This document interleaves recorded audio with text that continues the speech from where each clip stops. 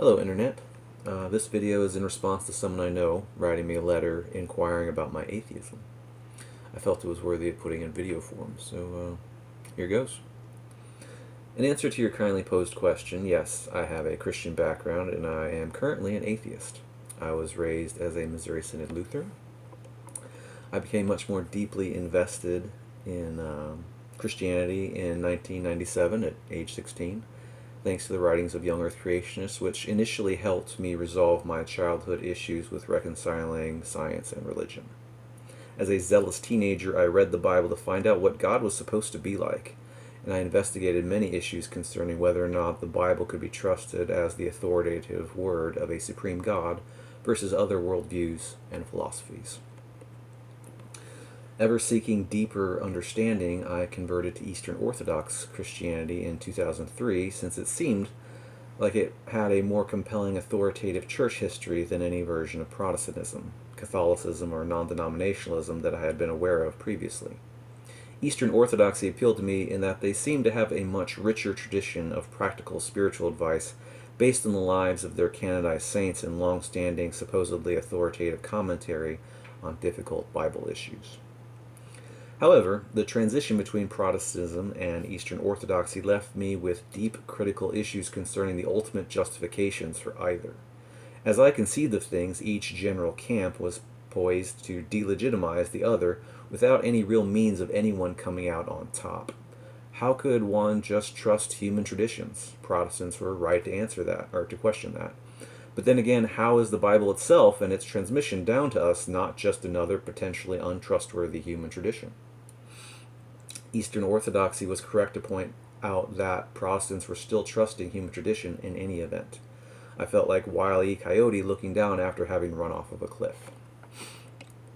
Additionally, it turns out that supposedly authoritative Eastern Orthodox commentary on the Bible can be worse than Protestant speculations because if there's some problem with the speculation, one can simply go looking for a better Protestant speculation, or perhaps settle for ambiguity. However, one gets stuck with overtly bad explanations when the ancient authoritative churches gave their 2 cents. There's no shaking that off. And so I felt like I needed to start from scratch to feel like my religious beliefs were legitimate. I wanted them to be, but I also knew the personal cost very well of what happens when one cannot justify the supposedly spiritual realities behind difficult, extreme, and confusing religious issues that have to be practically lived and promoted to others with confidence. And there are many issues to contend with in the Bible in both the Old and New Testaments, as well as trying to figure out which apply and when. I also know the cost of asking others to live by my religion, and feeling like my justifications for believing in my religion are woefully inadequate to reasonably expect someone to upend their life and prospects of happiness in this current world, and just trust in what I had been hoping is true for my own sake. The easy example is asking homosexual people to give up any hope of romantic and sexual fulfillment in life in order to appease Mosaic law and the New Testament endorsements of Mosaic law. I am not prepared to ask gay people to do that kind of thing, and I would have to be in order to take the Christian God's laws seriously again. I find it to be cruel and completely indefensible apart from just trusting in God's opinion against the grain of every other sensible, compassionate thing. And there are numerous issues like this. I don't know how relatable an experience my journey is to whatever yours has been. I would guess that perhaps a struggle to justify Christian beliefs from an intellectual standpoint comes off as maybe irrelevant and or overbearing. Perhaps I'm mistaken, I don't know, but if so, that can be, partially understandable. But as for me, at the end of the day, I want to know what is true, and I want to do so in a way that is reliable and speaks to all the needs people have when it comes to understanding the world and themselves. And I know that I expect anyone else to know what they are talking about if they expect to persuade me that their contrary worldview is correct. If I expect them to have done their homework, I need to have done mine. So it just seems like folly, irresponsibility, and hypocrisy to me to not try one's best to have true beliefs in a world of important competing claims along these lines. I have suffered a great deal by being foolish and undisciplined with my religious thinking in my youth and my young adult life, and for the majority of my adult life. I invested poorly and paid dearly, and I imagine I will continue to do my best in the future to sort inconvenient facts from comforting fantasy for as long as I am alive so as to not be bamboozled in the future. I don't claim to know exactly what all of reality is about, and I don't know how one could possibly hope to know. However, I have found that the majority of common human opinions on religious topics are reliably inadequate. I find the popular religious notions, at least, to be a lost cause, and I do not expect much better from any up-and-coming new religion on the block. The majority of humans in the world have taken the position that some Abrahamic religion is probably correct. That is literally billions of people. However, virtually all of this requires believing that a God was happy that an ancient human was willing to murder a son in order to demonstrate loyalty. Abraham being willing to kill Isaac, or Ishmael according to Islam, is supposed to be the reason that God continues to think humanity is worthwhile to save. The only thing Christianities and Islams of the world disagree on in substance here is the morally and spiritually trivial issue of which hapless son of Abraham was supposed to be stabbed and set on fire as the faith offering. This is clearly abominable.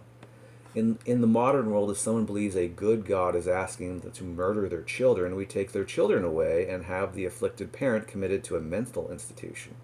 And rightly so. And in any event, we certainly don't praise their intentions for being willing to make any faithful sacrifice as the Old Testament God did for Abraham, and as Jesus and New Testament writers also did with holy reverence. In my experience on the thousands and thousands of controversial religious topics, it doesn't get better from here. The Abrahamic God is a bad God, just like all the other bad gods of every other mythology. Yahweh is a no-show, victim-blaming, all-powerful mob boss making the world an offer of supposed love it can't refuse. He's a cosmic Hitler promising to set the vast majority of humanity on fire for all eternity for the crime of not living up to every line of Leviticus and the rest of the Bible. He is a perfectionist tyrant whose bizarre and drastic antics can't be reasonably defended apart from pulling absolute rank to silence the questioner. Aren't we supposed to care about people?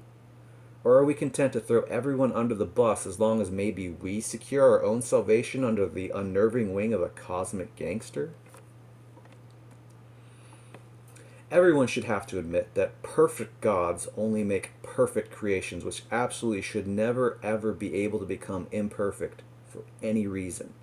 And yet here we live in this imperfect world with someone other than the perfect creator to blame, according to Abrahamic religions like Christianity.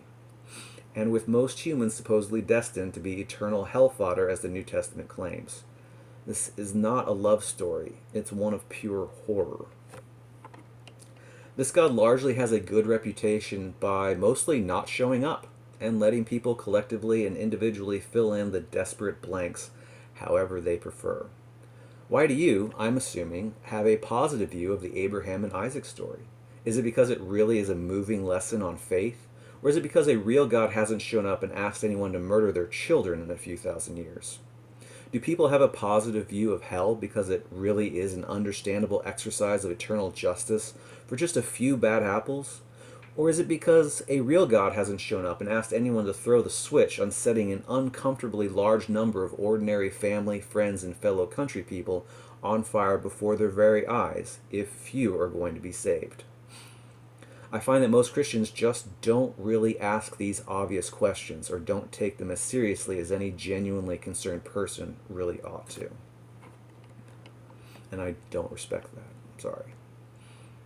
We could live in a world where a God exists just as obviously as even our most loathsome politicians that we may really, really wish did not exist. But we don't. We could live in a magical world where hospitals don't exist because prayer to the right God reliably works. Miracles could straightforwardly confirm Christian truths are obviously real on a regular basis, and we could accept that sinners live in despondency and disease as a result of their own obvious spiritual rebellions. Hospitals would then just be maybe the waiting room for sinners on their way to hell. But we don't live in that world. We could live in a world where personal religious experiences were obviously of a real common reality, much like billions of people logging into the same internet website could compare notes and find out they were talking about the same thing, even if they were the only ones who could see what is on their own computer screens. But we don't live in that world. We could live in a world where a miraculous save from a natural disaster could be reliably bookended with an actual salute from a supernatural angel, just like one might give a hug to a firefighter after being rescued from a fire. Instead, completely avoidable, horrible things inexplicably happen to people, and sometimes bizarre and extremely unlikely and seemingly unexplainable, fortuitous things happen, and sometimes to the very same people. I remember watching the news showing a despondent Japanese man at the loss of his wife and children, who were both swept out to sea in an instant when the 2011 earthquake and tsunami hit. He lost his whole family, just like that, just because. Should I assume he's a sinner and deserved it? That seems quite malicious, especially when his case is just one of perhaps thousands like it in just that disaster. And so when some good fortune of mine happens, or bad, I am uncompelled to try to explain it as divine providence in light of such audacious tragedies. I'm just not that special, and feel like everyone in all times and places in history ought to have been treated better and with more dignity and respect. When I see all the horrible things that have happened to people in human history and in worse places in the world today, and sometimes even around me, it is incredibly difficult to believe that anything I'm going through warrants any meaningful attention from some loving, caring God. I do see humans, science, education, economic interests, and whatnot improving the world bit by bit over long, brutal periods of time. Billions of people today aren't starving because of improvements in science and technology, not because of someone's prayer. Or if someone's prayer enabled God to bless the development of this science and technology, how do we even know that? And are we to believe humans weren't praying that hard about starvation hundreds and thousands of years ago? One gets the distinctly cold impression we are on our own, all things considered. And I will leave that as part one, and there will be a part two. Stay tuned.